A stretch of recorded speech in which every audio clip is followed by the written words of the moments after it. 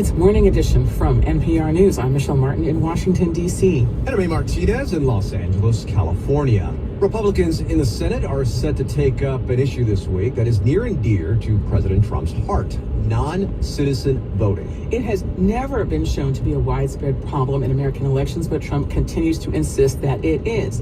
And he's been pushing Senate Republicans to get around a procedural hurdle by blowing up the legislative filibuster to pass new voting restrictions ahead of this year's midterms.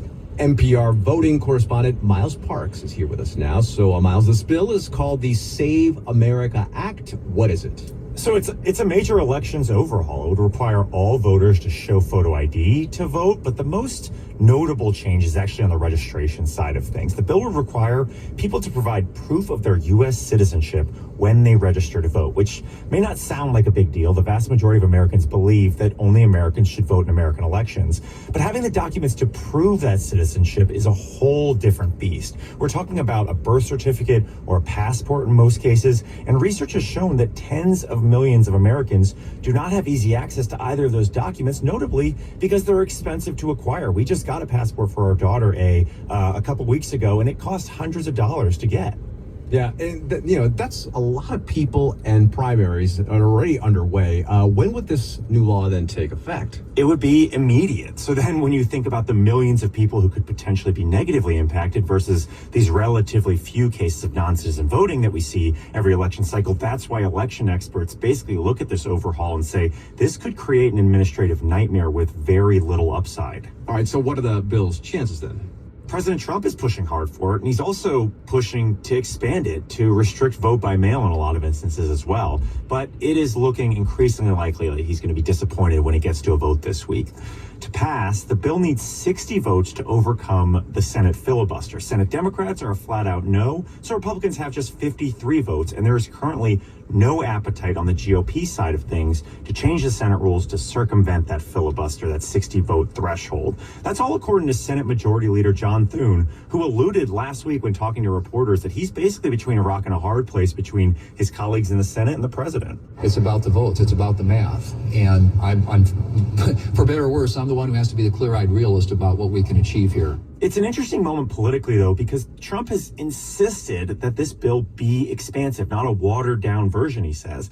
But if it were narrower or more targeted specifically at the photo ID provision, for instance, it might have a better chance of getting these Republicans on board and even getting some Senate Democrats. So President Trump, when he talked about this bill in the State of the Union, he repeated a very familiar lie, saying that it was needed because Democrats can only win elections if they cheat. Are we likely to see more of that messaging, that language, if the bill fails? I mean, if the midterms do not go Republicans' way, almost certainly. I think the bigger question is whether these sort of election lies that Trump has been pushing for years are as potent now as they were in the time after 2020, for instance. The president won the 2024 election. He won the popular vote, and his voters universally said that that was a well-run election. So the question now is, do those people believe the same system is now rigged against him just 2 years later? NPR just released a poll with PBS News and Marist College that sort of pointed in both directions on that. The majority of Republican voters said they do believe voter fraud is going to happen in the midterms, but a majority of them also said they expect their state or locality to run a good election. I think if Trump keeps pushing these sort of lies, you can expect that latter number to go down.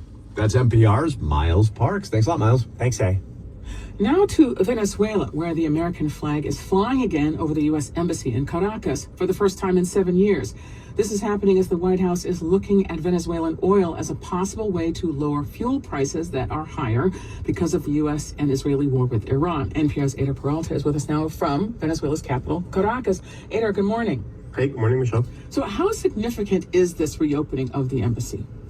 Well, I mean, it means the U.S. and Venezuela have normalized diplomatic relations, and the break in relations happened in 2019. At the time, the U.S. recognized Juan Guaido, not Nicolás Maduro, as the legitimate president of Venezuela, and Maduro threw out the American diplomats. Now, of course, the U.S. seized President Maduro, but the U.S. has also now officially recognized his vice president as the leader of Venezuela and not the opposition, which was widely seen to have won the last elections in 2024.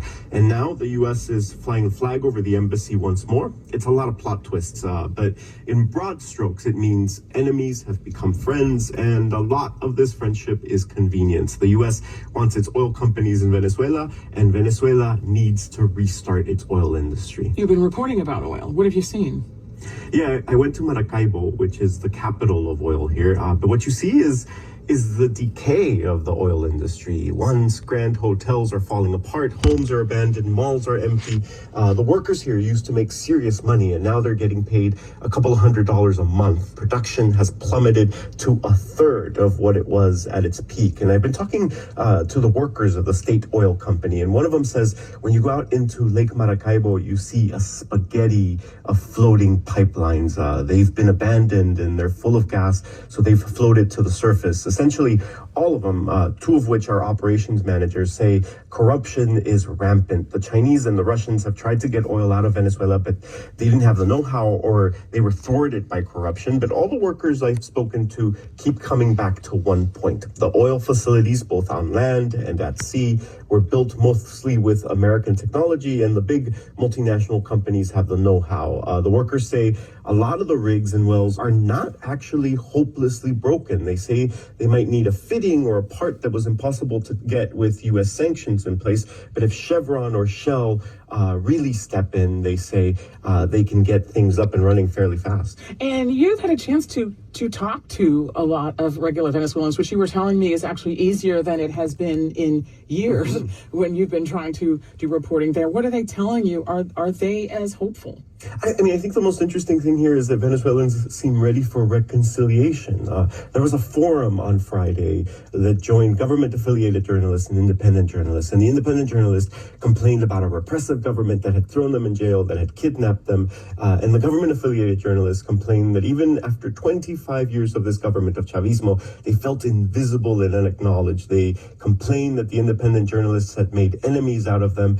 But the most expressed feeling by both sides was the past is the past and we need to look forward. At one point, the Minister of Culture, Ernesto Villegas, stood up in front of the crowd and said, "Look, I don't want a single journalist in jail," and there was huge applause.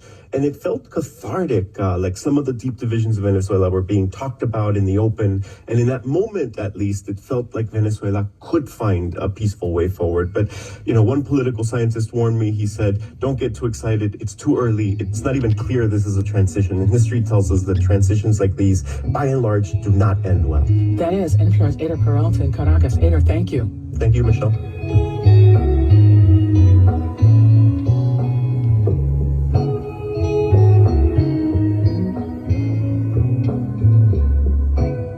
This is NPR News. You're listening to Delta College Public Radio. Good morning. I'm Mark Gregorchek. The National Weather Service has issued a wind advisory in effect until midnight tonight. Those wind gusts getting as high as